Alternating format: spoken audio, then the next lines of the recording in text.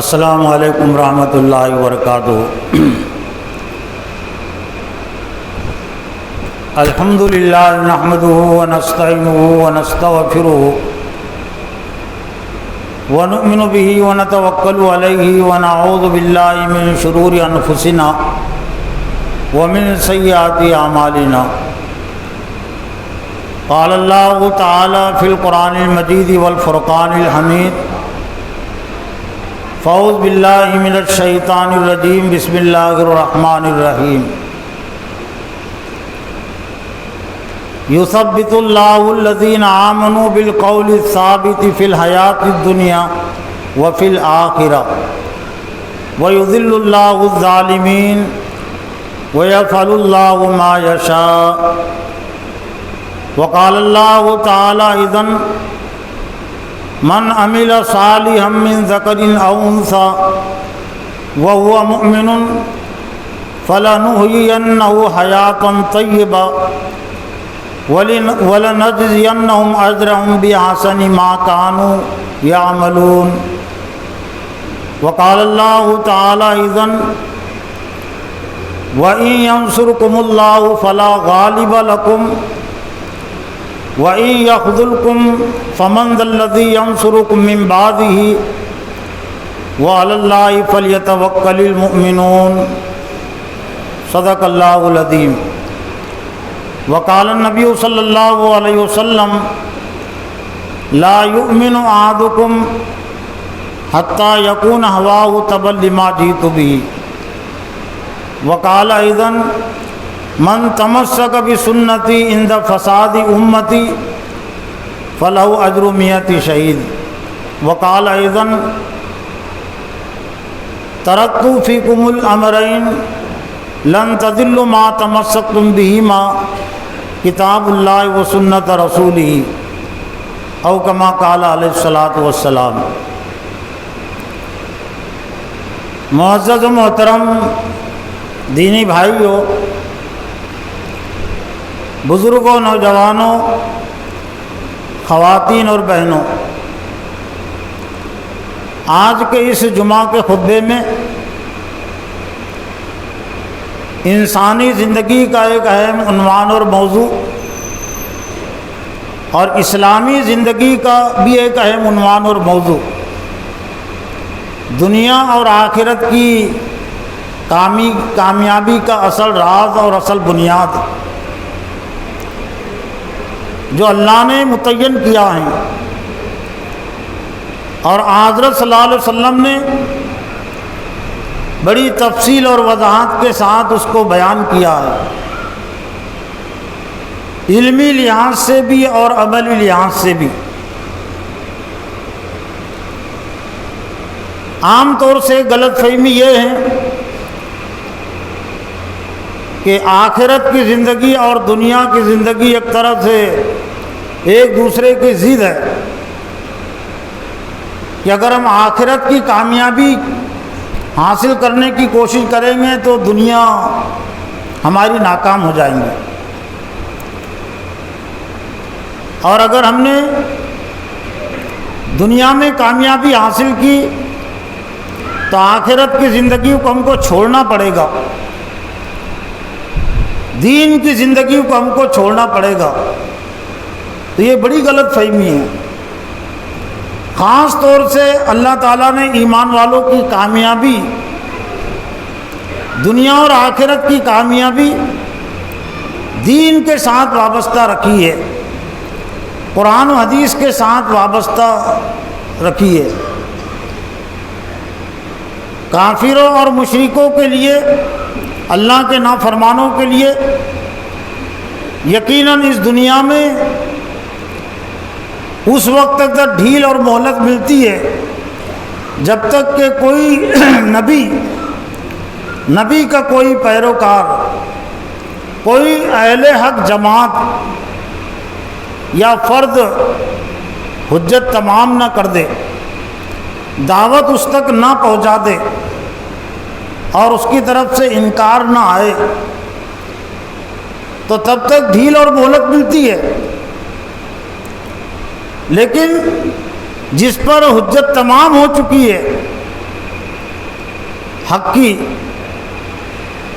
اب اگر وہ حق کو قبول نہیں کرے گا اسی دنیا میں اس کو سزا ملے گی، اور اگر کوئی حق کو قبول کرے گا اس پر جمے رہے گا تو اس دنیا میں بھی اللہ تعالیٰ اس کو کامیابی عطا کرے گا، اس کو ذلت اور رسوائی سے بچائے گا، ناکامی سے اس کو بچائے گا۔ لیکن کامیابی اور ناکامی کا جو اصل معیار ہے، جو اصل پیمانہ ہے، اس کو بھی سمجھنے کی ضرورت ہے۔ لوگوں نے کامیابی اور ناکامی کا پیمانہ معیار الگ الگ قائم کر لیا۔ دنیا کی کامیابی کا جو پیمانہ ہے، جو معیار ہے، تو زیادہ تر لوگوں کے پاس یہ ہے کہ جس کے پاس دولت زیادہ ہے، جس کے پاس حکومت ہے، اقتدار ہے اور دنیا کی عزت ہے، تو لوگ یہ سمجھتے ہیں کہ کامیاب ہے، چاہے اس کی زندگی میں پھر دین ہو یا نہ ہو، اللہ کے احکام کے مطابق اس کی زندگی گزرے یا نہ گزرے۔ تو یہ تصور اور یہ پیمانہ صحیح نہیں ہے۔ اور کچھ لوگوں نے سمجھ لیا کہ اگر کسی کو مارا جا رہا ہے، کوئی مصیبت اور پریشانی میں ہے، تو وہ ناکام ہے۔ اسلام کو اگر ہم ایک طرف بھی رکھیں، اسلامی لحاظ سے اسلام کے راستے کے ساتھ جو آزمائشیں جڑی ہوئی ہے، جو تکلیفیں لگی ہوئی ہے، اگر ہم ان تکلیفوں کو نظر انداز کر کے الگ کر کے بھی دنیا میں دنیا والوں نے جو کامیابی کا جو معیار قائم کیا ہے، تو اس سے بھی یہ بات ٹکراتی ہے کہ یہ نہیں ہے کہ دنیاوی لحاظ سے جو مصیبت اور پریشانی میں ہے اور جس کو مارا جا رہا ہے، جس کو قتل کیا جا رہا ہے، وہ ناکام ہے۔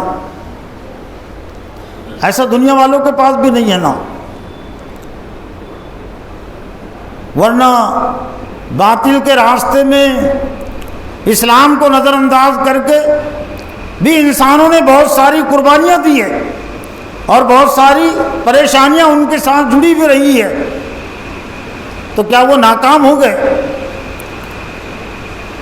ابھی یہ اگست کا مہینہ چل رہا ہے اور قریبی 15 اگست کی تاریخ جو یوم آزادی کے نام سے منائی جاتی ہے، تو جن کی جانیں گئی ہیں ہندوستان کی آزادی کے لیے، تو ان کے نام فخر کے ساتھ لیے جاتے ہیں، وہ تو مر گئے نا۔ تو اگر مرنے کا نام اگر ناکامی ہے، کسی نظریے کے لیے جان دینے کا اگر ناکامی ہے، تو سب سے بڑا ناکام تو بھارت کے سطح پر ایم کے گاندھی ٹھہریں گے نا۔ ناتھو رام گوڈسے نے گولی مار دی تھی، آخرت کی کامیابی تو نہیں ہے، اس کی تو ایمان شرط ہے۔ تو جب ہلاک ہو گئے، مار دیا گیا، تو ہندوستان کے دستور کے لحاظ سے، حکومت کے لحاظ سے کیا ایم کے گاندھی، موہن داس کرم چند گاندھی کیا ناکام ٹھہر گئے؟ آج بھی راشٹر پتا شمار ہوتے ہیں، راشٹر پتا۔ اب ہو سکتا ہے کب تک راشٹر پتا رہے اور اس کے بعد کب ساورکر راشٹر پتا بن جائے، یہ الگ بحث ہے، لیکن آج کی تاریخ میں تو ہے کہ جو مر گئے، جن کو گولی مار دی گئی، لیکن راشٹر پتا کی حیثیت ان کی آج بھی باقی ہے۔ تو دنیا والوں کے پاس بھی جو قربانیاں دیتے ہیں کسی کے راستے کے لیے، ان کی جان چلی جاتی ہے، دنیا کی زندگی ان کی ایک طرح سے مصیبت و پریشانی میں گزرتی ہے، تو وہ بھی اس کو ناکام نہیں شمار کرتے، وہ ذاتی طور سے بھی اس کو ناکام نہیں سمجھتے، اور ان کے آئندہ آنے والی نسل بھی اس کو ناکام شمار نہیں کرتی، کامیاب کرتی ہے۔ تو اسلام نے اگر اپنے راستے کے ساتھ اگر کچھ قربانیاں رکھی ہے، کچھ آزمائشیں رکھی ہے، اور لوگ مال کی قربانی دیتے ہیں، جان کی قربانی دیتے ہیں، تو وہ کیسے ناکام ٹھہریں گے؟ یہ دنیا والے یقیناً دنیا کے لیے جو قربانیاں دیتے ہیں، تو ہو سکتا ہے دنیا میں ان کا کچھ نام ہو جائے، لیکن آخرت کی زندگی تو برباد ہو گئی۔ لیکن دین کے ساتھ جو آزمائش اللہ تعالیٰ نے رکھی ہے، جو امتحانات رکھے ہیں، جو ان امتحانات میں آزمائشوں میں کامیاب اترتے ہیں، ثابت قدم ٹھہرتے ہیں، تو اس دنیا میں بھی اللہ تعالیٰ ان کی زندگیوں کو، ان کو نام کو باقی رکھتا ہے، ان کے کارناموں کو باقی رکھتا ہے، اور آخرت کی عبدالعباد کی جو زندگی ہے جنت کی صورت میں، وہ تو محفوظ ہو گئی۔ قرآن مجید میں اللہ تعالیٰ نے فرمایا، سورہ ابراہیم کی آیت ہے، یثبت اللہ الذین آمنوا بالقول الثابت فی الحیات الدنیا وفی الآخرہ، کہ اللہ تعالیٰ ایمان والوں کو قول ثابت کے ذریعے مضبوطی عطا کرتا ہے، ان کو طاقت اور قوت عطا کرتا ہے، فی الحیات الدنیا، دنیا کی زندگی میں اور آخرت کی زندگی میں۔ دین اسلام کی وابستگی کے ساتھ ہی ہماری دنیا کی کامیابی، دنیا کی ترقی۔ اور یہ آیت کا ایک سباق ہے، اس سے پہلے 3 آیتیں ہیں، اور وہ 3 آیتوں سے اس آیت کا عنوان اور موضوع جڑا ہوا ہے۔ جہاں سے یہ عنوان اور موضوع شروع ہوتا ہے، الم تر الی الذین الم تر کیف ضرب اللہ مثلا کلمۃ طیبۃ کشجرۃ طیبہ، کہ آپ نے دیکھا نہیں کہ اللہ تعالیٰ نے کلمہ طیبہ کی کیسی بہترین مثال بیان کی، کشجرۃ طیبہ، جیسے کہ بہترین درخت ہوتا ہے، اصلها ثابت، اس کی جڑ زمین میں گہری ہوتی ہے، وہ فروعا فی السماء، اور اس کی ٹہنیاں آسمان میں ہوتی ہے، توتی اکلھا کل حین باذن ربھا، ہر وقت اللہ کی اجازت سے اسے پھل لگے رہتے ہیں۔ یعنی جو اسلامی درخت ہوتا ہے، ایک مسلمان کی جو زندگی ہوتی ہے، جو مسلم کی صورت میں ایک طرح سے وجود میں آتا ہے، اسلام کا درخت کلمہ گو کی صورت میں، ایک طرح سے یہ اس کی زندگی کی صفات ہے، کلمے کی 3 صفات، اس کا عقیدہ اس کے دل میں مضبوط ہوتا ہے، اور ٹہنیوں کی صورت میں اس کی زندگی میں اسلامی اعمال ہوتے ہیں، اور پھل کی صورت میں اس کے ذریعے سے انسانوں کو فائدہ پہنچتا ہے، اس کی نسل آگے بڑھتی ہے، اس لیے کہ پھلوں میں وہ درخت کا بیج بھی پرورش پاتا ہے، وہ پھل میں اس بیج کی نسل بھی ہوتی ہے، چنانچہ وہ بیج جب دوسری جگہ بویا جاتا ہے تو اس سے ایک پھل نکل آتا ہے، توتی اکلھا کل حین باذن ربھا، ہر وقت اللہ کی اجازت سے اسے پھل لگے رہتے ہیں۔ وَيَضْرِبُ اللَّهُ الْأَمْثَالَ لِلنَّاسِ لَعَلَّهُمْ يَتَذَكَّرُونَ، اللہ نے فرمایا کہ اللہ یہ مثالیں اس لیے بیان کرتا ہے کہ تاکہ تم اس سے نصیحت حاصل کرو۔ وَمَثَلُ كَلِمَةٍ خَبِيثَةٍ كَشَجَرَةٍ خَبِيثَةٍ، اور کلمے خبیثہ کی مثال، گندے درخت، گندے کلمے کی مثال، اس سے مراد ہے شرک کا کلمہ، شرک کے کلمے اور شرک کی بنیاد جو تہذیب وجود میں آتی ہے اور جو معاشرہ وجود میں آتا ہے، اور یہ شرک کی جتنی بھی قسمیں ہو سکتی ہے، اس کے ذریعے سے کوئی حکومت وجود میں آتی ہے، کوئی قوم وجود میں آتی ہے، کوئی نظریہ وجود میں آتا ہے، تو اللہ نے اس کی مثال بیان کی کشجرتن، کہ کلمے خبیثہ کی مثال، گندے کلمے کی مثال، کشجرتن خبیثہ اجتثت من فوق الارض، جس کو زمین سے اکھیڑ دیا گیا ہو، ما لہا من قرار، اور جس کے لیے کوئی قرار اور مضبوطی نہ ہو۔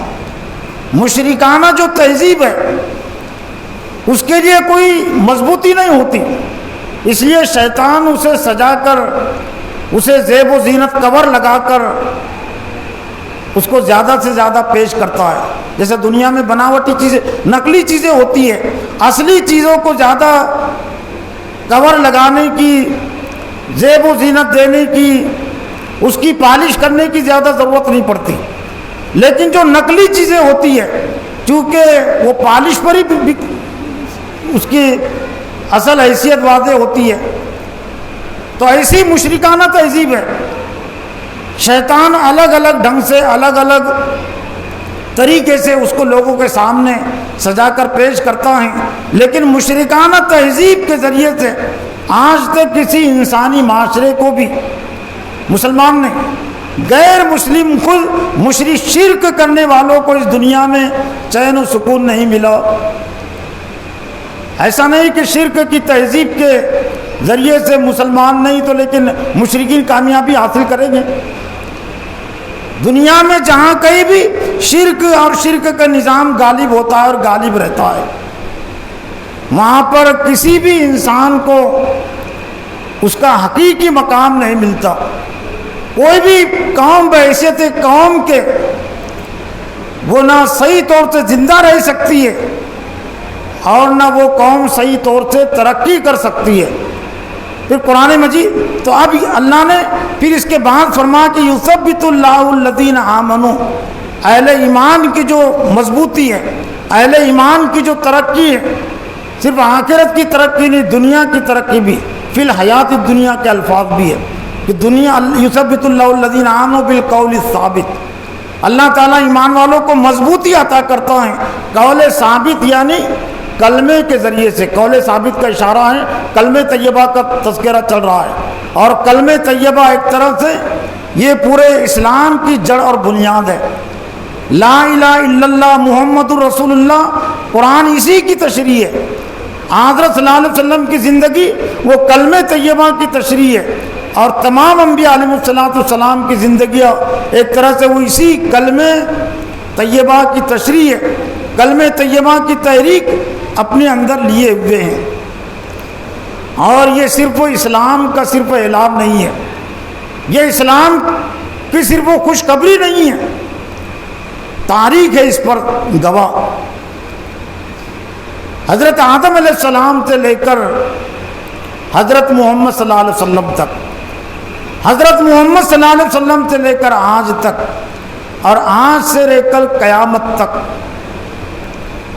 اور پھر سورہ نحل کی آیت نمبر 97 میں اللہ تعالیٰ نے اور بھی اس کو واضح کر دیا، من عمل صالحا من ذکر او انثی وهو مؤمن فلنحیینہ حیاتا طیبہ، تم میں سے جو کوئی بھی نیک عمل کرے گا چاہے مرد ہو یا عورت،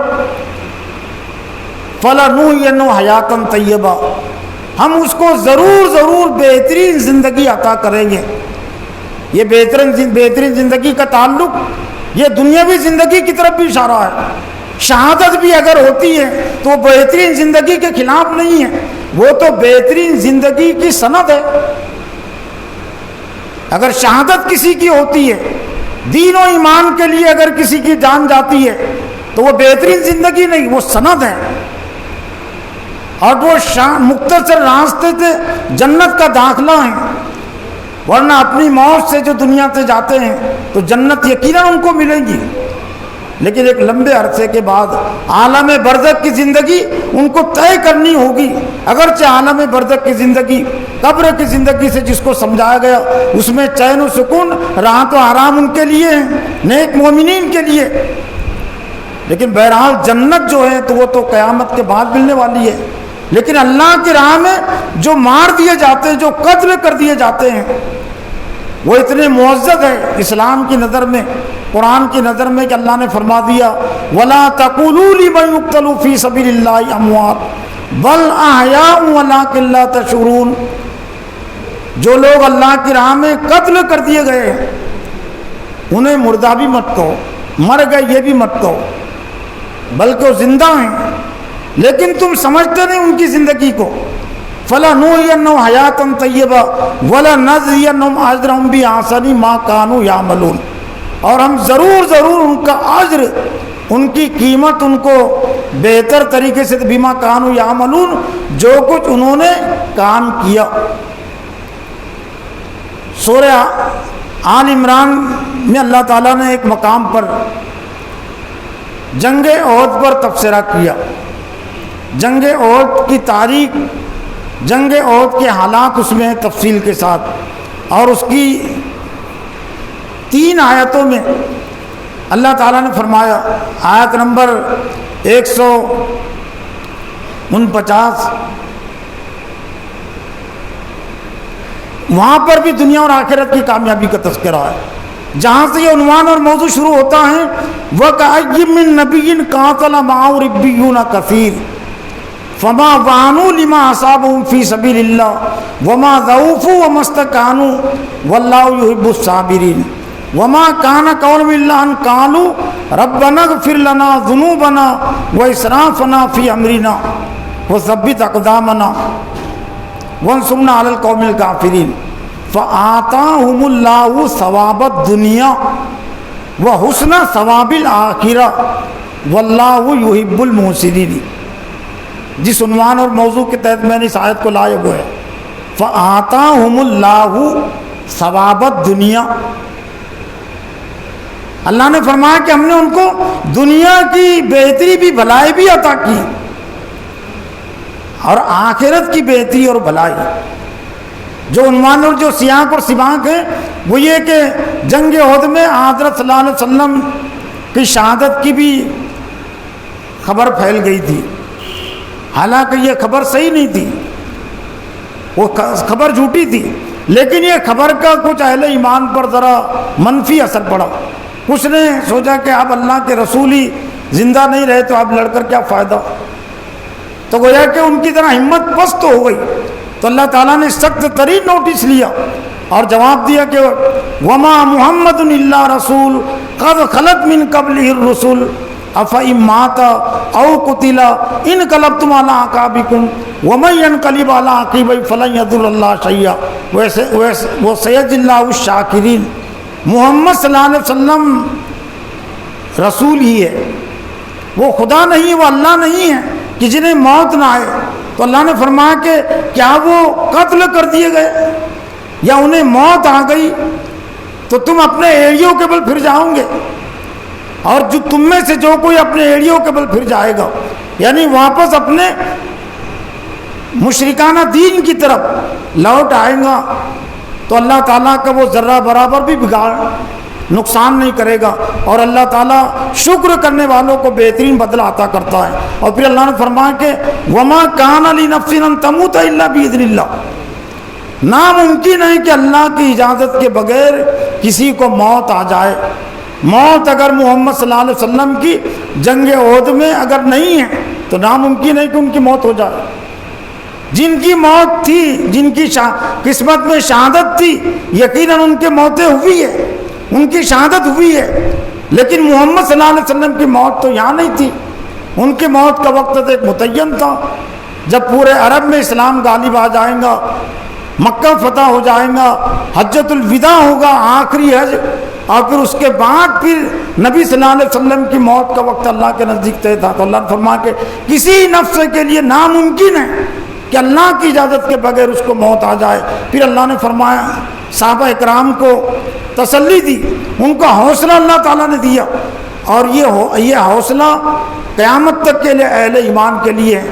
وما کان وکأی من نبی قاتل معه ربیون کثیر. کتنے نبی ایسے گزرے کہ ربیین نے، رب کے ماننے والوں نے ان کے ساتھ مل کر جنگ کی ہے، قتال کیا ہے. پھر ان کا کردار اللہ نے بیان کیا فما وانوا لما اصابهم فی سبیل اللہ.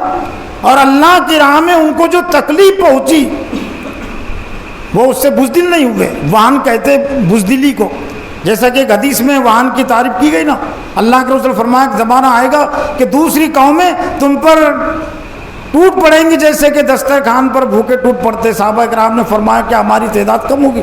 آپ نے فرمایا کہ تعداد کم نہیں ہوگی، تم زیادہ ہوں گے لیکن تمہیں وہن لگ جائیں گا. ومل وہن یا رسول اللہ کانا حب الدنیا و کراہیت الموت. وہن کی تعریف ہے دنیا کی محبت اور موت سے تم ڈرنے لگو گے. دنیا میں رہنے کی، زیادہ جینے کی طلب اور جستجو محبت تمہارے اندر پیدا ہوگی. وہ کراہیت الموت، تم مرنا نہیں چاہو گے. تو فما وہنوا لما اصابهم فی سبیل اللہ.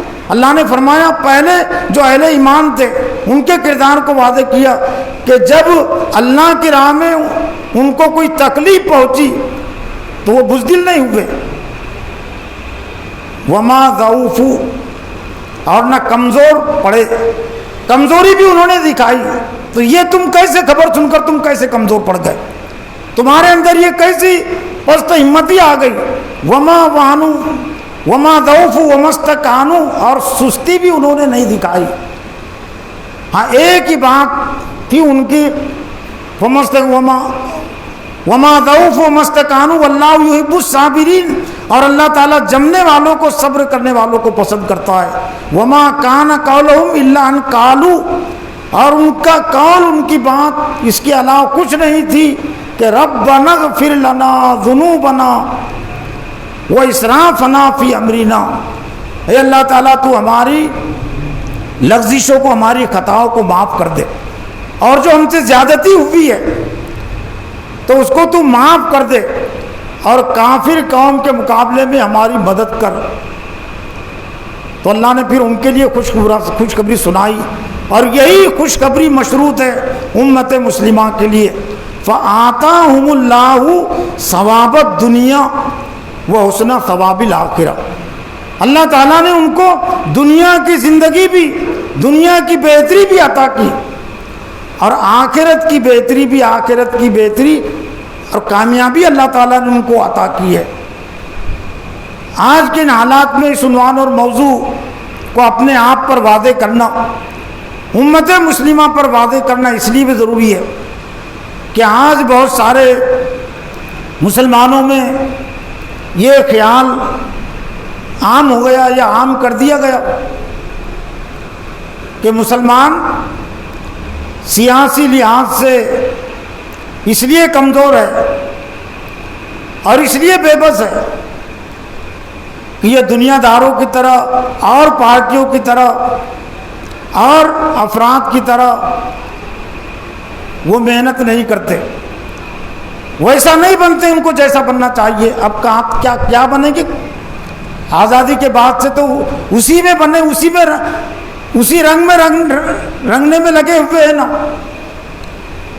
اب اس کے علاوہ اور کیا چاہتے ہیں؟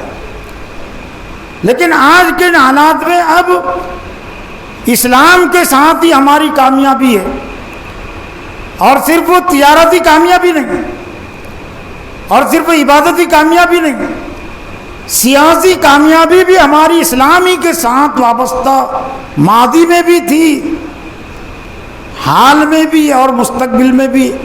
میرا اپنا احساس یہ ہے کہ آج اس بات کو سمجھنا اور سمجھانا ذرا آسان ہو گیا، ورنہ ابھی تک تو مسلمان اسی خام خیالی میں مبتلا تھے، اسی خبط میں مبتلا تھے، اور اسی خبط میں اور اسی خام خیالی میں ان کو رکھا گیا. دھوکہ بھی آپ اس کو کہہ سکتے ہیں کہ تم ووٹ دیتے رہو، پارٹیوں کا ساتھ دیتے رہو تو تم کو سیاسی لحاظ سے کامیابی مل جائیں گی. اور 75 سال اور 76 سال گزر رہے ہیں، مسلمانوں نے یہ سب کیا، لیکن کیا یہ صورتحال نہیں ہے کہ آج بھارت کا اور ہندوستان کا چپا چپا مسلمانوں کی سیاسی بے بسی کی داستان سنا رہا ہے، ذلت و رسوائی کی داستان سنا رہا ہے. کون سی ایسی ریاست ہے بھارت میں ہندوستان میں کہ جس ریاست میں مسلمانوں کی سیاسی داستان کچھ روشن ہو اور کامیابی کے مقام پر ہو، ذلت و رسوائی نہ ہو، اور ان کا وہاں سیاسی بس چلتا ہو، سیاسی لحاظ سے طاقتور ہو، سیاسی لحاظ سے باوزن ہو، سیاسی لحاظ سے محفوظ ہو، ان کے جان محفوظ ہو، ان کی جانیں محفوظ ہے، ان کا مال محفوظ ہے. کون سی ریاست آپ بتا سکتے ہیں؟ تب آسان ہو گیا میرے لیے سمجھانا. میں تو 30 سال سے یہ بات کہتے آ رہا ہوں اپنے آپ کو بھی اور امت کو بھی کہ ہماری جو سیاسی کامیابی ہے وہ اذان کی سیاست سے جڑنے میں ہے. اذان بھی سیاست ہے نا. اللہ اکبر کیا ہے؟ یہ کسی کو بڑا سمجھنا، کسی کو بڑا ماننا اور اس کی اتباع اور پیروی کا نام ہی سیاست ہے نا. تو اذان کی سیاست میں مسلمانوں کی ماضی میں بھی کامیابی رہی ہے، نماز کی سیاست میں مسلمانوں کی کامیابی رہی ہے. ہم نے نماز کی سیاست کو نظر انداز کر دیا. اہدنا الصراط المستقیم صراط الذین انعمت علیہم غیر المغضوب علیہم ولا الضالین. کسی کے پیچھے چلنے کا نام ہی سیاست ہے نا. اور کسی پارٹی سے مخالف پارٹی سے بچنے کا نام سیاست ہے نا. تو یہ دن میں سے 5 اوقات کے اجتماعات میں نماز میں اللہ تعالیٰ نے سیاسی رہنمائی کو شامل کر دیا. ہر طرح کی رہنمائی اس میں. اے اللہ ہم کو سیدھے راستے کی ہدایت دے, ان لوگوں کا راستہ جن پر تو نے انعام کیا, اور اس سے مراد ہے انبیاء, صدیقین, شہداء, صالحین کا راستہ, اور ان لوگوں کے راستے سے بچا جن پر تیرا غضب نازل ہوا اور جو راستے سے بھٹکے ہوئے ہیں. مراد ہے یہود و نصارہ, مشرکین, منافقین, فاسقین, جتنے بھی بے دین ہیں وہ سب کے سب اس میں آتے ہیں. 4 قسم کے افراد کو اللہ تعالیٰ نے زندگی کے تمام معاملات کے لحاظ سے, جس میں سیاسی شعبہ بھی ہیں, سیاسی رہنمائی بھی ہیں, رہنما کے طور پر, مارگ درشک کے طور پر, مہاپروش کے طور پر پیش کیا. سورہ نساء کی آیت نمبر 69 کے ذریعے سے انبیاء, صدیقین, شہداء, صالحین, احتساب اور جائزے کی چیزیں میرے لیے بھی, آپ کے لیے بھی. امت مسلمہ نے کب بنایا انبیاء, صدیقین, شہداء اور صالحین کو سیاسی میدان میں اپنے لیے رہنما, اپنے لیے قائد؟ جب تک بنایا تھا اللہ تعالیٰ نے دوسری قوموں کو ان کے تابع کر دیا تھا, اس لیے کہ انہوں نے اپنی سیاست کو نماز سے وابستہ رکھا تھا. غیر المغضوب علیہم ولا الضالین, ان لوگوں کا راستہ نہیں جن پر تیرا غضب نازل ہوا اور جو راستے سے بھٹکے ہوئے ہیں. کتنے مسلمانوں نے مشرکین کے راستے سے, غیر اسلامی سیاسی پارٹیوں سے اپنا رشتہ اور تعلق توڑے رکھا, ان کے پیچھے چلنے سے اپنے آپ کو بچائے رکھا. کتنے ایسے مسلمان ہیں نہیں بچائے رکھا. خاص طور سے 1857 کے بعد سے یہ ہماری یہ سیاسی, یہ بے بسی کی داستان ہے, سیاسی زوال کی, ناکامی کی داستان, یہ ہماری آزادی سے پہلے سے شروع ہو چکی تھے, اور ابھی ایک طرح اس کی انتہا ہے. اور ابھی بھی موقع ہے مسلمانوں کے پاس روٹی, کپڑے اور مکان کو چھوڑ کر رب, رسول اور قرآن کے راستے کی طرف آنے کا. الٹرنیٹ کا لفظ استعمال کرتے رہتے ہیں لوگ. الٹرنیٹ کیا ہے؟ ایک جاہل مسلمان ہے جس کو انبیاء کی تاریخ معلوم نہیں, جس کو قرآن حدیث کا علم نہیں ہے, وہ اگر یہ سوال کرتا ہے کہ مسلمانوں کے لیے موجودہ حالات میں متبادل کیا ہے, الٹرنیٹ کیا ہے, تو سمجھ میں آنے والی بات ہے. لیکن 60 سال سے نماز پڑھ رہا ہے, 70 سال سے نماز پڑھ رہا ہے, اور کچھ تو ایسے جو تقریر بھی کرتے, بیان بھی کرتے ہیں. کیا اہدنا الصراط المستقیم, کیا یہ الٹرنیٹ ہم کو نظر نہیں آیا؟ ہر رکعت ہمارے سامنے الٹرنیٹ پیش کرتی نا. انبیاء, صدیقین, شہداء, صالحین کے راستے کو پیش کرتی ہے ہر رکعت ہمارے سامنے, تو کیا یہ الٹرنیٹ نہیں ہے؟ غیر المغضوب علیہم ولا الضالین, تمام گمراہ راستوں سے بچنے کی تعلیم دیتی ہے, تلقین کرتی ہے ہر رکعت. کیا یہ الٹرنیٹ نہیں ہے؟ اور پھر عملی لحاظ سے, تاریخی لحاظ سے قرآن مجید میں حضرت نوح علیہ السلام کی زندگی کا تذکرہ ہے. 950 سال تک کوئی حکومت قائم نہیں ہوئی تھی, تو کیا الٹرنیٹ ان کے پاس یہ تھا کہ جو مشرکین کی سربراہی تھی وہ انہوں نے قبول کر لیا تھا؟ سرداروں کے پاس تھی سیاسی طاقت اور قوت, لیکن ایک دین کے لیے بھی حضرت نوح علیہ السلام نے مشرکین کے سرداروں کی اطاعت اور پیروی نہیں کی. حکومت اور چیز ہوتی ہے, حکومت تو بہت کم انبیاء علیہ السلام کی زندگی میں قائم ہوئی ہے. سیاست اور چیز ہوتی ہے. حکومت اگر نہ بھی ہو تو اسلام کی سیاسی پالیسی سے جڑے رہنا, اس کی دعوت دینا, یہ ہر مسلمان کے لیے ضروری ہے, چاہے دنیا میں ایک مسلمان ہو. میں عبرت حاصل کرنے کے لیے, عبرت دلانے کے لیے کہتا ہوں آج بھی کہ آج بھی ہندوستان میں ایسی بہت ساری پارٹیاں ہیں جو سیاسی ہے, لیکن حکومت ان کے پاس نہیں ہے. جنت اور دوزخ کا کوئی تصور ان کے پاس نہیں ہے کہ اگر انہوں نے وہ پارٹیوں کے لیے کچھ کام کیا, چندہ دیا, مال خرچ کیا, جان لڑائی تو ان کو جنت ملے گی, یہ تصور بھی نہیں ہے. تو جو پارٹیاں اقتدار میں نہیں ہیں تو ان کے پاس الٹرنیٹ کیا ہے؟ کانگریس اقتدار میں نہیں ہے تو کیا کانگریس کے پاس الٹرنیٹ یہ ہے کہ بی جے پی کو پالیسی کو مان لینا؟ اور بھی دوسری پارٹیوں کے پاس اقتدار نہیں ہے، تو کیا انہوں نے الٹرنیٹ اپنے لیے اس کو بنایا کہ حکومت بی جے پی کے پاس ہے تو بی جے پی کی پالیسی ہم کو مان لینا چاہیے؟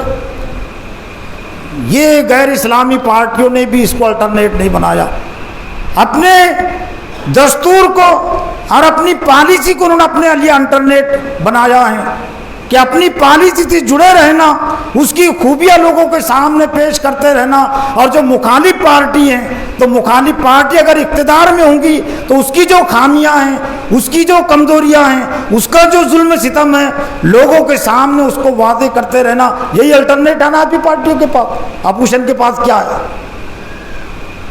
لیکن افسوس کے ساتھ کہنا پڑتا ہے کہ ہم نے دین اسلام کو اور دین اسلام کی سیاسی پالیسی کو اتنی بھی اہمیت نہیں دی جو سیاسی پارٹیاں اپنی پالیسی کو دیتی ہیں، اپنی پالیسی کے لیے، اپنے دستور کے لیے جن کے پاس جو قربانی دینے کا جو تصور ہے، آج ہم نے وہ تصور اسلام کے لیے بھی اپنے اندر پیدا نہیں کیا، اس لیے ذلت و رسوائی ہے، اور اللہ تعالیٰ یہ بے بسی دکھاتا ہے۔ پھر اس کے بعد اللہ تعالیٰ نے قرآن مجید ہی میں فرمایا، اولین طور پر تو یہود و نصارہ سے اہل کتاب کو تنبیہ ہے، وَلَوْ أَنَّهُمْ أَقَامُوا التَّوْرَاةَ وَالْإِنْجِيلَ وَمَا أُنزِلَ إِلَيْهِم مِّن رَّبِّهِمْ لَأَكَلُوا مِن فَوْقِهِم وَمِن تَحْتِ أَرْجُلِهِم مِّنْهُمْ أُمَّةٌ مُّقْتَصِدَةٌ وَكَثِيرٌ مِّنْهُمْ سَاءَ مَا يَعْمَلُونَ۔ اگر یہ یہود و اہل کتاب توریت اور انجیل کو قائم کرتے اور جو ان کی طرف نازل کیا گیا قرآن مجید اس کو قائم کرتے تو لَأَكَلُوا مِن فَوْقِهِم وَمِن تَحْتِ أَرْجُلِهِم، آسمان سے بھی کھاتے اور زمین سے بھی کھاتے، یعنی گویا کہ اقامت دین کی تحریک کے ساتھ، اقامت دین کی دعوت کے ساتھ بنی اسرائیل کی بھی ترقی جڑی ہوئی تھی، اور ہماری ترقی کا بھی اصل راز وہ اقامت دین کی تاریخ اور تحریک سے جڑا ہوا ہے۔ جب تک امت مسلمہ دین کو قائم کرنے کی تحریک سے جڑی رہی، وابستہ رہی، انبیاء علیہ السلام کو اللہ تعالیٰ نے کامیاب کیا، ہتھیار کے بغیر کامیاب کیا، وسائل کے بغیر کامیاب کیا، اور ان کے مخالفین کو اللہ تعالیٰ نے ان کے سامنے ہلاک کیا، برباد کیا۔ جب بھی امت مسلمہ نے دین اسلام کی تحریک سے اپنا رشتہ اور تعلق توڑا تو حکومتیں ان کو نہیں بچا سکیں۔ خلافت بنو عباس یا 500 سال کی خلافت تھی، تاتاریوں کے ظلم ستم سے نہیں بچا سکی، یہاں ہماری حکومتیں تھی، یہ حکومتیں ہم کو نہیں بچا سکی، اس لیے کہ دین اصل چیز ہے۔ دین کو جب چھوڑ دیا تو مغلیہ دور حکومت، مغلیہ سلطنت اپنے آپ کو نہیں بچا سکی، مسلمانوں کو نہیں بچا سکی، آصفیہ سلطنت اور حکومت بھی مسلمانوں کو نہیں بچا سکی، تو دوسری پارٹی ہم کو کیا بچائیں گی؟ اگر ہم نے دین کو چھوڑ دیا، تحریک کو چھوڑ دیا۔ یہ صرف مسئلہ، یہ صرف خبروں کا مسئلہ نہیں ہے، یہ مسئلہ ہمارے عقیدے سے جڑا ہوا ہے کہ دین اسلام کی تمام تعلیمات سے ہمارا رشتہ اور تعلق ہر وقت جڑے رہے، چاہے ہم مغلوبیت میں ہوں، چاہے ہماری تعداد کم ہو، اس وقت کے لیے بھی اسلام کی وابستگی ہمارے لیے ضروری ہے۔ اور پھر اگر اختلافات ہو بھی، آپس میں اختلافات سے بھی اسلامی تحریک کا راستہ نہیں رکتا۔ نوح علیہ السلام کی بیوی بھی ان کے دل سے ماننے والی نہیں تھی، خیانت کرنے والی تھی۔ لوط علیہ السلام کی بیوی نے بھی خیانت کی، لیکن کیا ان کا راستہ رک گیا؟ ان کا بیٹا بھی مسلمان نہیں ہوا تھا۔ تو کچھ لوگ اس پر ہی رونا روتے ہیں کہ ہمارے آپس کے اختلاف اتنے وہ تو ہوتے رہیں گے۔ اللہ کے رسول کے دور میں بھی منافقین تھے، 300 منافقین جنگ احد کے پس منظر میں واپس ہو گئے تھے، تو کیا ناکامی ان کو ہو گئی؟ آپس کے پھوٹ سے، اختلاف سے ان کو ناکامی ہوتی ہے جن کے نظریے میں، جن کی تحریک میں اسلام نہیں ہوتا ہے۔ سراج الدولہ کو ناکامی ہوئی تو کیوں ناکامی ہوئی؟ وہ اسلامی حکمراں نہیں تھا، وہ قوم کا حکمراں تھا۔ اور اسی طرح سے ٹیپو سلطان کو بھی آپس کے اختلاف سے ناکامی ہوئی، اس لیے کہ اسلامی حکومت کے پیش نظر نہیں تھی، ایک مسلم تھا، سیکولر حکمراں تھا، لیکن اب اس کے پر خلاف لے لیا اورنگزیب رحمۃ اللہ علیہ کو۔ کیا اورنگزیب رحمۃ اللہ علیہ کے اختلاف سے نہیں گزرنا پڑا؟ کہ باپ ان کا مخالف نہیں تھا، 3 بھائی ان کے دشمن نہیں تھے، اور 2 بیٹے ان سے باغی نہیں ہوئے تھے، اورنگزیب کے 2 بیٹے باغی ہوئے تھے ان سے، ایک اکبر اور دوسرا محمد سلطان، لیکن کیا ان کا راستہ رکا؟ اسلامی سوچ ان کی زندگی میں تھی، اگرچہ پوری اسلامی حکومت وہ قائم نہیں کر سکے، لیکن اسلامی حکومت کو قائم کرنے کی ان کی پوری کوشش تھی۔ اس کے لیے ایک افراد عملہ چاہیے، تو باپ کی دشمنی سے بھی، بھائیوں کی دشمنی سے بھی اور بیٹوں کی بغاوت سے بھی کسی کی زندگی کم نہیں ہوتی۔ سب سے زیادہ حکومت اگر کسی نے کی ہے مسلمانوں میں، وہ اورنگزیب رحمۃ اللہ علیہ نے کی ہے۔ 3 بڑے رشتے ہوتے ہیں نا، باپ کا رشتہ، بھائیوں کا رشتہ، بیٹوں کا رشتہ، لیکن یہاں سے بھی پورا ساتھ نہیں ملا۔ لیکن اللہ کی مدد و نصرت اگر شامل حال ہے، دنیا کی کوئی طاقت دلیل نہیں کر سکتی۔ اور آخر میں ایک آیت میرے لیے، آپ کے لیے، وَإِن يَنصُرْكُمُ اللَّهُ فَلَا غَالِبَ لَكُمْ، اگر اللہ تمہاری مدد کرے تم پر کوئی غالب نہیں آ سکتا۔ وَإِن يَخْذُلْكُمْ، اور اگر وہ تمہیں ذلیل کر دے، رسوا کر دے، وہ اپنی مدد کا ہاتھ کھینچ لے، تم کو مغلوب کر دے، ناکام کر دے، فَمَن يَنصُرُكُمْ فَمَن ذَا الَّذِي يَنصُرُكُم مِّن بَعْدِهِ، تو کون ہے اس کے بعد جو تمہاری مدد کرے؟ وَعَلَى اللَّهِ فَلْيَتَوَكَّلِ الْمُؤْمِنُونَ، اور ایمان والوں کو اللہ ہی پر بھروسہ کرنا چاہیے۔ وَكَانَ حَقًّا عَلَيْنَا نَصْرُ الْمُؤْمِنِينَ، اللہ نے فرمایا کہ ہمارے ذمے ہے مومنین کی مدد کرنا۔ تو موجودہ جو حالات ہے امت مسلمہ کے، میرا دل، 2 حیثیتیں ہوتی ہے آدمی، دل کی ایک حیثیت، ایک دماغ۔ دل میرا دکھتا ہے، دل روتا بھی ہے، لیکن دماغ کے لحاظ سے میں بہت خوش ہوں۔ دماغ کے لحاظ سے اس لیے خوش ہوں کہ یہ مسلمانوں کی سیاسی کامیابی جمہوری نظام کی تائید میں نہیں ہے، یہ ووٹوں کی سیاست میں نہیں ہے۔ میں 30 سال سے بات بولتے آ رہا ہوں، لیکن لوگ توجہ نہیں دے رہے تھے، لیکن اب اخبارات خود ان کو سمجھا رہے ہیں، سیاسی حالات ان کو کچھ سمجھا رہے ہیں نا کہ تمہاری کامیابی یہ سیاست میں نہیں ہے۔ میں 30 سال سے بولتے آ رہا ہوں کہ میری سیاسی کامیابی، آپ کی سیاسی کامیابی اور ترقی وہ اللہ اکبر کی سیاست میں ہے، وہ اہدنا الصراط المستقیم کی سیاست میں ہے، وہ غیر المغضوب علیہم ولا الضالین سے بچنے کی سیاست میں ہے۔ تو محترم حضرات، ضرورت اس بات کی ہے کہ یہ جتنے حالات ہوتے ہیں، اچھے حالات بھی مسلمانوں کو کچھ پیغام دیتے ہیں، شکر کا پیغام، اور جو برے حالات ہوتے ہیں، خراب حالات ہوتے ہیں، وہ مسلمانوں کو صبر کا پیغام دیتے ہیں۔ صبر کے معنی ہمت کے ہیں، صبر کے معنی جرت کے ہیں، صبر کے معنی دین اور ایمان کی خاطر جو تکلیفیں پہنچتی ہیں ان تکلیفوں کو برداشت کرنے کے ہیں۔ اللہ سے دعا ہے کہ اللہ تعالیٰ مجھے بھی اور آپ کو بھی دین اسلام کی تمام تعلیمات کو سمجھنے اور زندگی کے تمام معاملات میں اسلام کو رہنمائی کی توفیق عطا فرمائے۔ وآخر دعوانا ان الحمد للہ رب العالمین۔